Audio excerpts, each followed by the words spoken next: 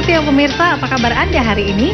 Selama 30 menit ke depan, Jatim Awan kembali hadir menyapa Anda dengan sejumlah informasi terkini, menarik dan inovatif dari berbagai daerah di Jawa Timur.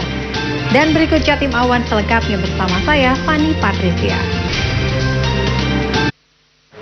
Pemirsa, aksi pemodetan kembali terjadi di Pasuruan. Kali ini seorang warga tewas mengenaskan dilempar bom ikan alias bondet saat tidur bersama istri dan anaknya pada Kamis pagi. Pelaku diduga lebih dari 2 orang tersebut masuk ke dalam rumah dengan mencongkel jendela, kemudian melempar ke arah korban yang tengah tertidur pulas. Korban tewas dengan luka berat kepala, sementara istri dan anaknya selamat hanya mengalami luka ringan. Kini polisi masih menyelidiki kasus pembunuhan sadis dengan memeriksa beberapa saksi. Sepasang suami istri Rabu malam ditemukan tewas di tempat berbeda di rumah saudaranya. Sang suami tewas menggantung di tangga rumah, sedangkan sang istri ditemukan tewas di dalam kamar. Kedua korban ini ditemukan kali pertama oleh saudara ipar suaminya yang saat itu pulang dari masjid. Warga Bojonegoro berdesakan di pasar tradisional abai terhadap pemirsa. Kasus terkonfirmasi positif COVID-19 di Kabupaten Jombang bertambah.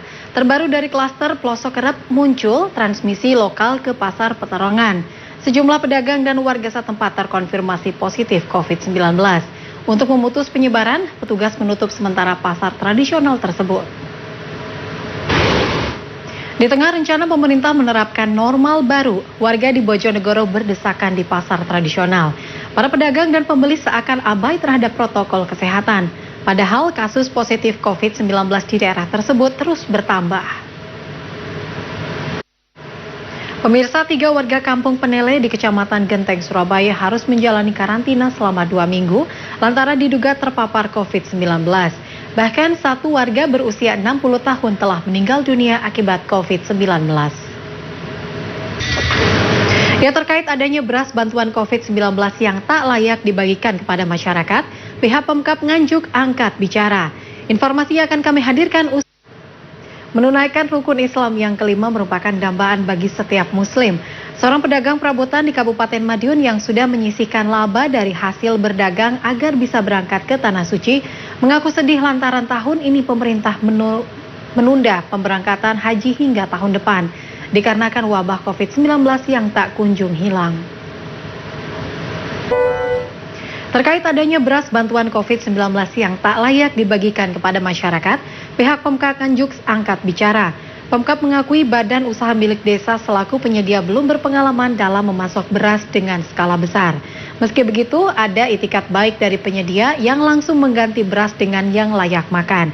Pemkab meminta agar kedepannya penyedia bisa memberikan beras yang bermutu. Akan sembuh dari COVID-19, nenek berusia 105 tahun masih terus berjuang dan membutuhkan bantuan. Pemirsa, setelah dinyatakan sembuh dari COVID-19, Kamtin, nenek berusia 105 tahun masih terus berjuang dan membutuhkan bantuan untuk memenuhi kebutuhan sehari-hari. Nenek berusia seabad lebih ini terpaksa hanya tidur di kursi ruang tamu lantaran rumah milik anaknya di kawasan Jalan Sedayu, Surabaya tidak memadai dan hanya memiliki 1 kamar saja. Dan pemirsa, informasi akan hadir ini akan menjadi penutup 30 menit kebersamaan kita di Jatim Awan. Mewakili kru yang bertugas, saya Fani Patricia pamit undur diri. Selamat siang dan sampai jumpa.